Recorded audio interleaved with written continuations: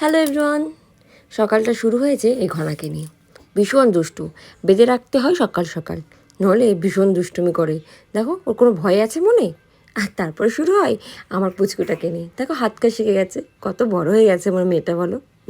আর তারপরে আজকে 11ই শ্রাবণ, বিশেষ একটা দিন। আর আজকের দিনে নিজেকে একটু সুন্দর করবো না, হতে পারে।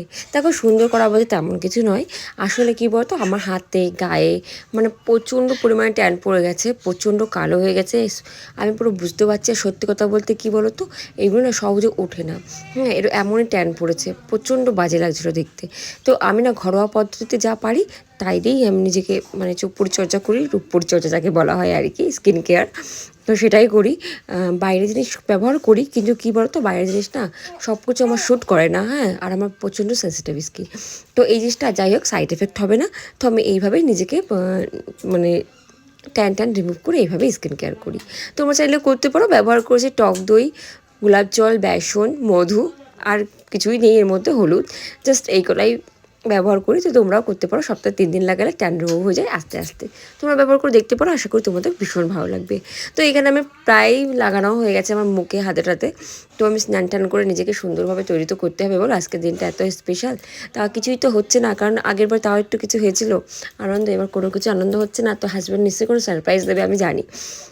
তো তার জন্য নিজেকে তখন তৈরি করে নিয়েছি। তো এবার স্নান টান করে রেডি হয়ে গেছি। তো দেখতে পাচ্ছি যে ড্রেসটা পরে আছি, এটাই হচ্ছে আমার অ্যানিভার্সারি গিফট। এটা আমার হাজব্যান্ড আমাকে দিয়েছে। মেয়েটা আমার কোলের উপর ঘুমিয়ে পড়েছে, বিশ্বাস করো। একটু আগে জেগেছিল, তো আমার শোয়ানোর উপায় ছিল না, কারণ সব ক্যামেরা করছিল। আর একটু কেক এনেছিল, বাড়ির সবাই মিলে একটু সেলিব্রেশন করছিলাম। তো ড্রেসটা কেমন হয়েছে তোমরা একটু জানিও। আর আমাকে কেমন লাগছে সেটাও বলো। আমার 3 জন ম্যাচিং, আর এখানে একটু ফটোশ্যুট চলছিল, তার মধ্যে ভিডিও করে ফেলেছিল একটা ভাই।